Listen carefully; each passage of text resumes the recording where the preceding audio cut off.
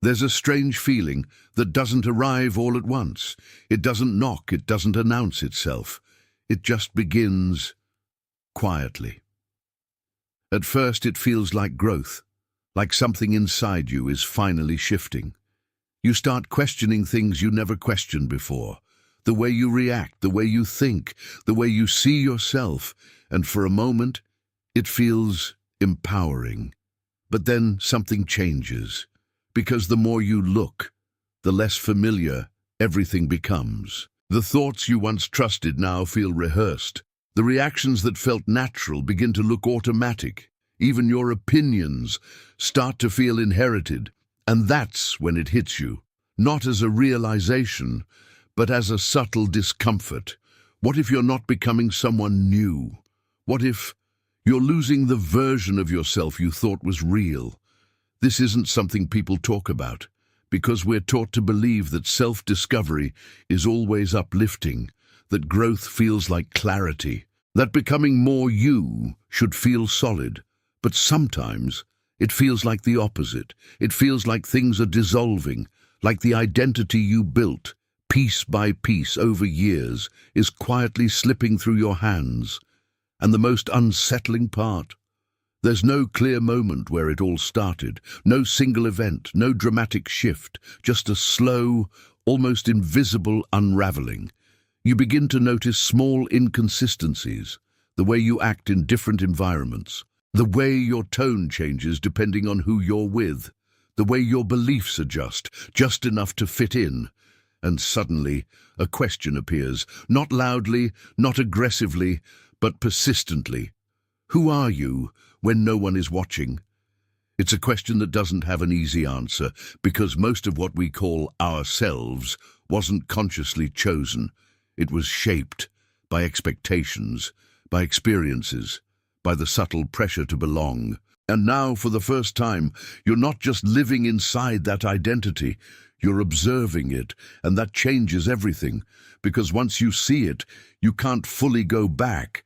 It's easy to believe that your personality is something fixed, something stable, something that defines you.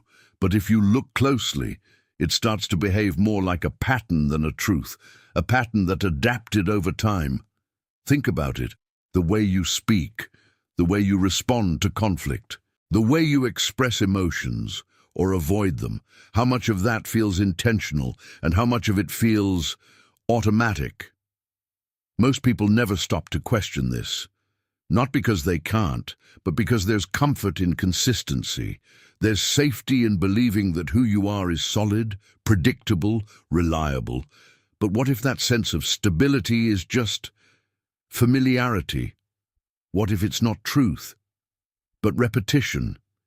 You weren't born with most of the reactions you carry today. They were learned, subtly, repeatedly, without you even noticing. Maybe you learned to stay quiet because speaking up once led to rejection. Maybe you learned to be agreeable because it kept things peaceful. Maybe you learned to hide certain parts of yourself because they weren't accepted. And over time, those adaptations stopped feeling like choices. They started feeling like identity. That's the shift most people miss. The moment where behavior becomes who I am. But when you begin to question it, something strange happens. The automatic starts to feel visible. You catch yourself mid-reaction. You notice the delay between what you feel and what you show. And for the first time, there's space. Space between stimulus and response. Space between who you are and who you've been acting as. And that space can feel uncomfortable, because it introduces uncertainty. If you're not fully your patterns, then what are you? But it also introduces something else, possibility, not the kind that promises a new identity, but the kind that allows you to see that you were never as fixed as you thought. And maybe that's where the real shift begins, not in becoming someone new, but in realizing that what you've been calling yourself was never completely yours to begin with. There's a moment, subtle but undeniable, when awareness turns inward, not as a reaction to something external, but as a quiet observation. You begin to notice yourself while you're being yourself. And that changes the experience entirely, because now you're not just thinking, you're watching your thoughts. You're not just reacting, you're observing the reaction as it happens. And at first, it feels almost empowering, like you've stepped into a higher level of control. But then something unexpected emerges. Distance, a small gap between you, and everything you used to identify with. The thoughts still come. The emotions still rise, the patterns still play out, but they don't feel as convincing anymore. They feel observed, and once something is observed, it loses a bit of its authority. You start questioning things you never questioned before. Why did that comment bother me so much? Why did I respond like that? Was that really me, or just something I've repeated for years? And the more you ask, the less certain everything becomes, not in a chaotic way, but in a revealing one. Because what's being exposed isn't randomness, it's structure, the structure of your inner world. And once you see that structure, you realize something important.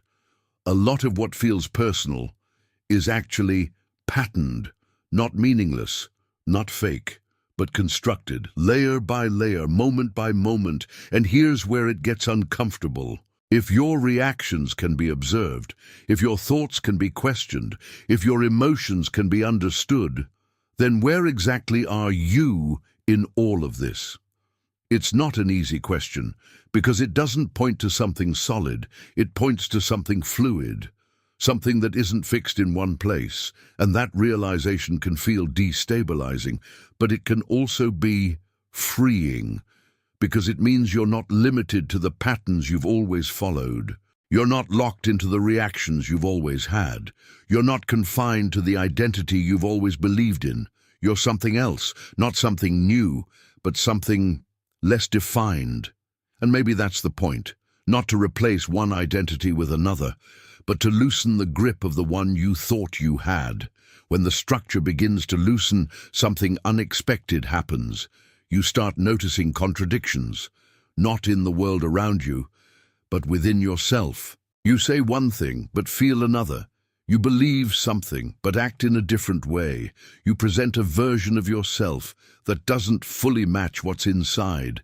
And for a long time, these contradictions go unnoticed. Or worse, they're justified, explained away as just how things are. But once awareness sharpens, those inconsistencies become harder to ignore. They stand out, not as flaws, but as signals. Signals that something isn't fully aligned. And this is where many people feel discomfort, because it's easier to maintain a consistent identity than to question it. It's easier to say, "This is who I am," than to ask, "Why am I like this?" But if you stay with the question long enough, something deeper begins to surface. You realize that different parts of you have been shaped in different environments. One version of you learned how to adapt in social situations. Another learned how to protect itself in moments of stress. Another learned how to seek approval or avoid conflict. And all of them exist simultaneously, not as separate identities, but as layers. Layers that were formed at different times, for different reasons. And now, they don't always align. That's the contradiction you're feeling, not confusion but overlap, multiple versions of yourself trying to operate at once. And for a while, it can feel overwhelming, because it challenges the idea of a single, unified self. But here's the shift. Maybe you were never meant to be one fixed version. Maybe what you call yourself is actually a collection of adaptations, a system, rather than a single point. And when you start to see it that way, something changes. The need to be consistent begins to fade. The pressure to define yourself starts to loosen. And instead of asking, "Who am I really?" you begin to ask something different. What parts of me are showing up right now? And that question opens a different kind of awareness, one that doesn't force a fixed answer, but allows you to observe without immediately labeling, and in that observation, something quiet begins to form, not a new identity, but a deeper understanding of the one you've been carrying all along. At some point, the need for certainty starts to lose its grip, not because everything suddenly makes sense, but because you begin to see that it never fully did. There was always a quiet effort behind the scenes, an effort to stay consistent, to maintain a version of yourself that felt stable, to make your thoughts, actions, and identity align in a way that seemed coherent. But that coherence was never as natural as it appeared. It was maintained, adjusted, refined over time. And once you notice that, something shifts. You stop trying to hold everything together so tightly. You allow things to be a little more undefined, a little more open. And at first, that openness can feel unsettling. Because without a fixed sense of self, there's less to rely on, less to point to and say, this is who I am. But there's also something else. Relief. Relief in not having to constantly perform a version of yourself. Relief in not needing every thought to be consistent with a past belief. Relief in allowing yourself to change without needing a clear explanation. And in that space, something quieter begins to emerge. Not a new identity, but a different relationship with yourself. One that isn't based on rigid definitions, but on observation. You notice what you feel without immediately attaching meaning to it. You notice how you respond without needing to justify it. You notice your thoughts without assuming they define you. And over time, this creates a kind of internal distance, not detachment, but perspective. The ability to see yourself without being completely absorbed by what you see. And that perspective changes how you move through the world. You become less reactive, less tied to automatic patterns, less dependent on external validation, not because you've fixed yourself, but because you've stopped assuming there was something fixed to begin with. And maybe that's where things start to feel different, not clearer, not more defined, but lighter, less like something you have to hold together, and more like something you can simply observe as it unfolds. There's no final moment where everything clicks into place. No single realization that suddenly defines who you are. And maybe that's the point, because the more you look, the more you begin to understand something subtle. You were never a finished version of yourself. Not something solid waiting to be discovered, but something constantly shifting, constantly adapting, constantly unfolding. And for a long time, that might have felt unsettling, like something was missing, like there should be a clearer answer, a more stable sense of identity. But now, it starts to feel different, not because you've found the answer, but because you've stopped needing one. You begin to move through your thoughts without clinging to them. You experience emotions without needing to define them immediately. You act without constantly measuring whether it aligns with a fixed identity.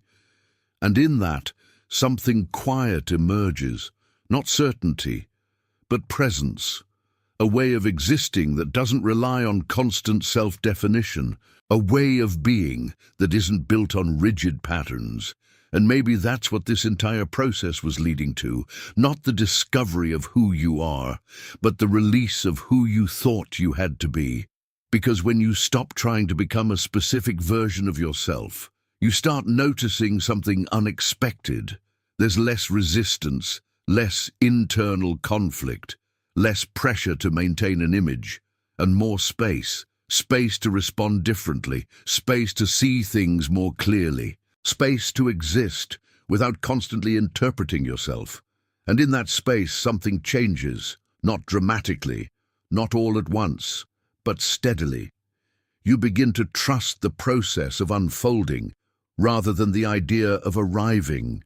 You begin to see yourself not as something to define, but as something to experience. And that experience doesn't need to be labeled.